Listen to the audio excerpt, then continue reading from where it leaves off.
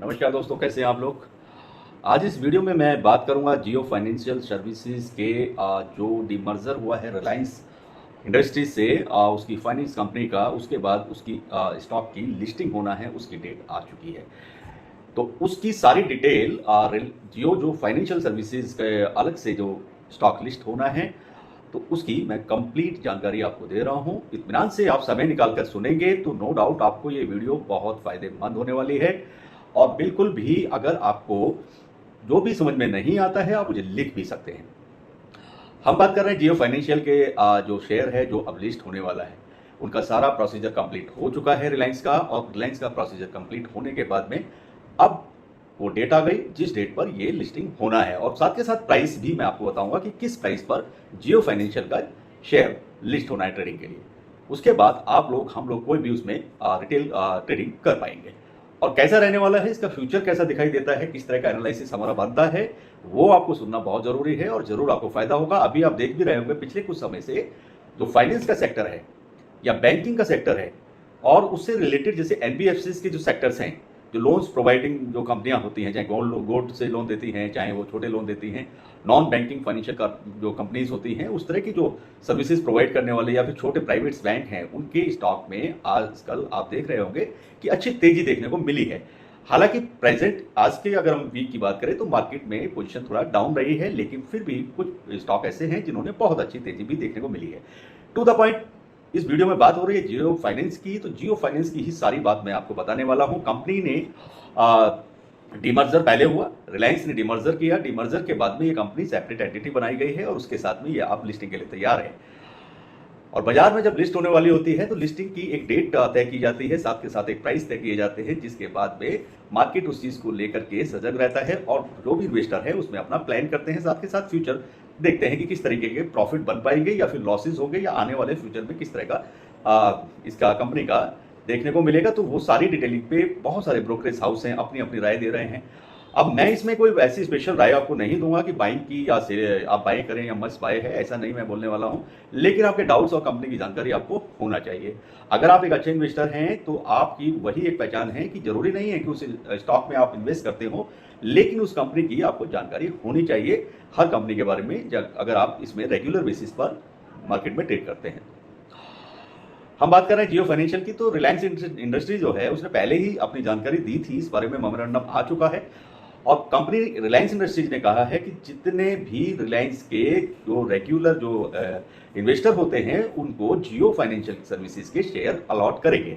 तो ऐसा रिलायंस इंडस्ट्रीज ने कहा है और साथ के साथ ये जो है वो 10 अगस्त को उनके डीमैट अकाउंट में भेजे भी जा चुके हैं। जितने भी रिलायंस इंडस्ट्री के शेयर आपके पास थे, सेम उतने ही शेयर उन्होंने रिलायंस इंडस्ट्रीज ने जियो फाइनेंशियल सर्विसेज के लिए आपके अकाउंट में डीमैट में उतने ही शेयर अलॉट किए हैं। यानी कि अगर आप 10 रिलायंस के स्टॉक आपके पास थे तो 10 आपको अलॉट हुए होंगे, अगर आप पहले से रिलायंस इंडस्ट्रीज के स्टॉक में इन्वेस्ट करते रहे हैं रेगुलर बेसिस पर या लॉन्ग टर्म में।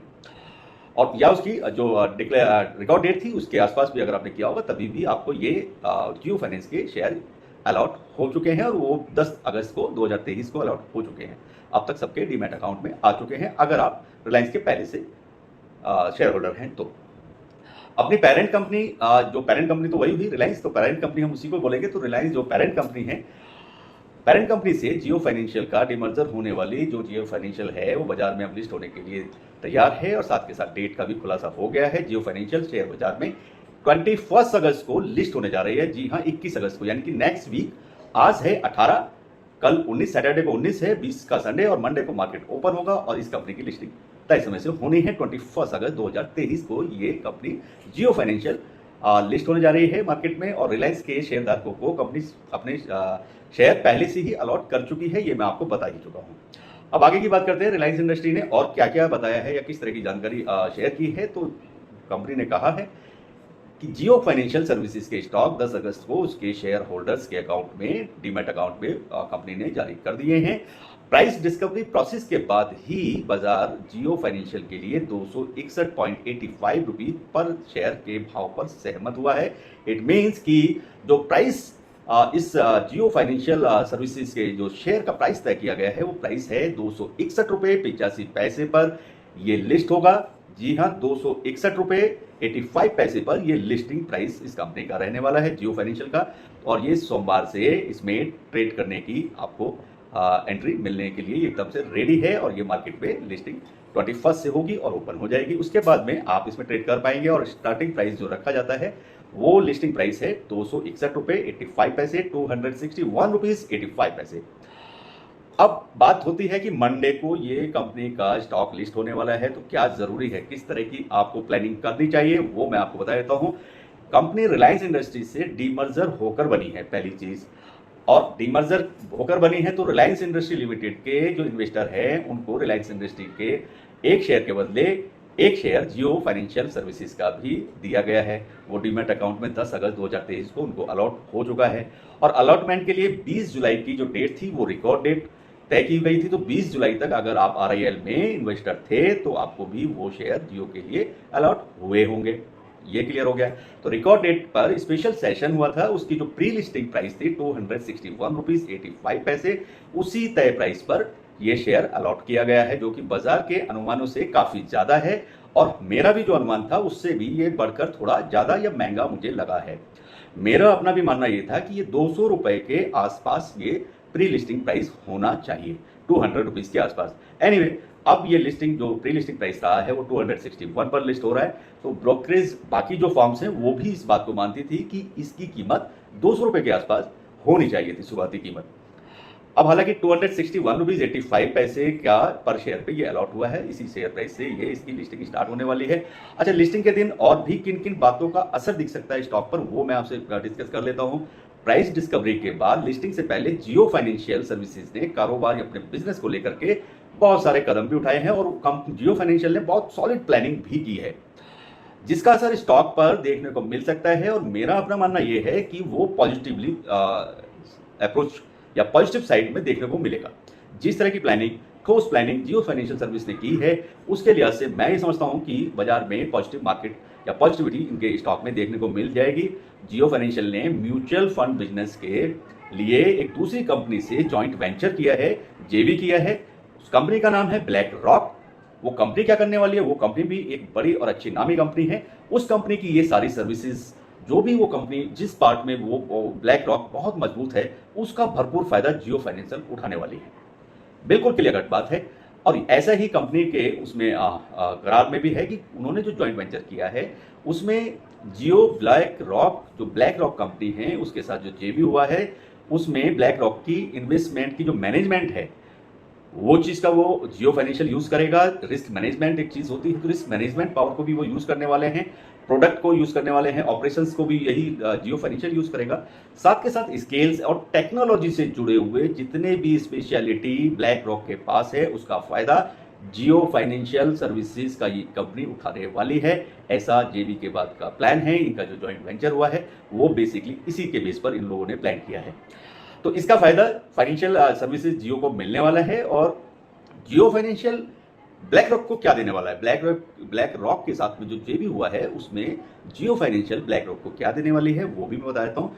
ब्लैक रॉक कंपनीज को जो जेवी में मिलेगा वो जियो फाइनेंशियल की तरफ से मिलेगा domestic, Indian domestic market, big market, जो कि जियो फाइनेंशियल के पास पहले से अवेलेबल है। और साथ के साथ वो उसको बढ़ाने पर भी जोर दे रहे हैं। तो उसकी जितनी भी डिटेलिंग है, डाटाज हैं, जो डोमेस्टिक मार्केट के उनके क्लाइंट्स हैं उनके डाटाज और मौजूदा जितना भी डिजिटल इंफ्रास्ट्रक्चर है उसका फायदा जियो फाइनेंशियल और ये ब्लैक रॉक मिलकर के उसको उठाने वाले हैं।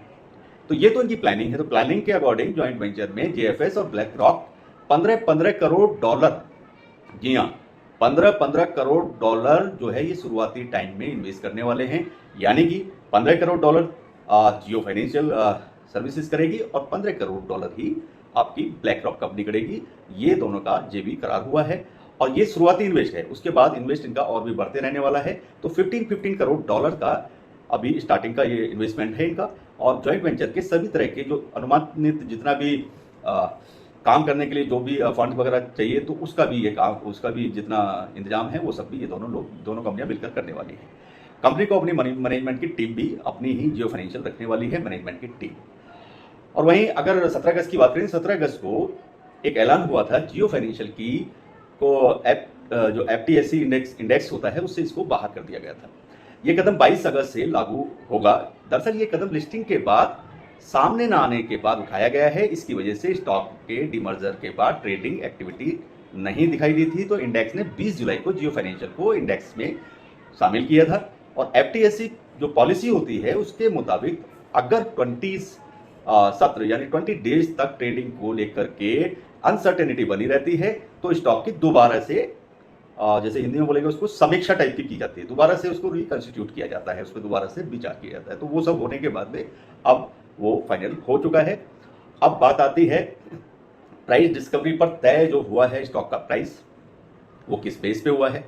तो जो भाव जो रेट तय किया है 261 रुपीज़ 85 पैसे का, उसकी बात मैं करता हूँ। तो जियो फाइनेंशियल सर्विसेज की वैल्यू की बात करेंगे। सबसे पहले तो वैल्यूज जो है इनकी वो करीब 1.66 लाख करोड़ रुपए की है, यानी कि 1.66 लाख करोड़ रुपए की है। इसकी मदद से कंपनी लिस्ट होते ही इस चीज़ से एक बड़ी चीज़ निकल के आने वाली है। वो ये निकल के आनी है कि अगर जियो फाइनेंशियल सर्विस की मार्केट कैप जो है या उसकी प्राइस वैल्यू जो है वो 1.66 लाख करोड़ रुपए की अगर है, जैसा वो डिक्लेयर कर रहे हैं, तो उससे एक बड़ी चीज़ निकल के आती है और उसके लिए मदद मिलती है, उसके लिए हेल्प मिलती है कि आगे हम कैसे प्लान कर पाते हैं। तो इसकी मदद से कंपनी लिस्ट होते ही देश की तीसरी सबसे बड़ी एनबीएफसी कंपनी बन जाएगी। ये बिग और गुड न्यूज़ निकल के आती है। अब आप समझ पाएंगे कि इस बाजार में अगर सेम प्राइस के साथ में कंपनी देखेंगे तो कंपनी जैसे इंडसइंड बैंक है, बैंक ऑफ बड़ौदा है, पंजाब नेशनल बैंक है, कैनरा बैंक है, इस तरह के जो भी बैंक हैं इन बैंकों से भी बड़ी बन जाएगी। जी हाँ, इन बैंकों से भी बड़ी हो जाएगी जियो फाइनेंशियल सर्विसेज। आप समझ पा रहे होंगे। तो और आज अगर आप बाजार में देखेंगे तो बाजार में तो गिरावट के साथ रिलायंस इंडस्ट्रीज के अगर स्टॉक में बात करूंगा तो रिलायंस इंडस्ट्रीज के स्टॉक में आज तेजी देखने को मिली थी, बढ़त देखने को मिली थी। उसका बेसिकली कारण ही है यही है क्योंकि उसका जो जियो फाइनेंशियल है इसके डेट का ऐलान हुआ है, तो उसके बाद में रिलायंस के शेयर में भी तेजी दर्ज की गई है और साथ के साथ वो ग्रीन जोन में बंद हुआ है और उसमें अच्छी रिकवरी देखने को मिली है। तो ये तो बात रही जियो फाइनेंशियल सर्विसेज की रिकॉर्ड डेट की, प्राइस की, लिस्टिंग प्राइस की और किस तरह की कंपनी फ्यूचर में वो बनने वाली है और किस तरीके से आप देखते हैं कहाँ वो एनबीएफसी किस तरह का मूवमेंट करने वाली है। उम्मीद करता हूँ आप लोगों को समझ में आ रहा होगा। मेरे हिसाब से तो ये एक बहुत अच्छा स्टॉक साबित होने वाला है, कम समय में अच्छे मार्जिन देने वाला है। बट मैं इस पर किसी तरह की राय नहीं रखूँगा कि आप बाइंग या नहीं खरीदना है, इस तरह का ये डिसीजन मैं नहीं लेने वाला हूँ। ये आपकी अपनी समझ पर डिपेंड करता है। और भी अगर इस स्टॉक से रिलेटेड कोई ऐसा पॉइंट है जो बच गया है तो आप मुझे लिख सकते हैं। उम्मीद करूंगा कि मैं उसका जवाब भी आपको समय से दे सकूं। किसी और स्टॉक के बारे में आपको जानकारी चाहिए तो आप मुझे लिखते रहिए। किसी स्पेशल स्टॉक के बारे में वीडियो चाहते हैं वो भी आप लिखते रहिए। अगर लॉसेस से गुजर रहे हैं, अभी भी आपके पोर्टफोलियो में ग्रीन जोन नहीं दिख रहा है, रेड जोन या रेड मार्किंग ज़्यादा रहती है, तो आप मुझे लिख सकते हैं। मेरी कोशिश रहेगी कि उसको मैं आपके लॉस को कवर कराने में जितना हो सकेगा मैं आपकी हेल्प करूँ।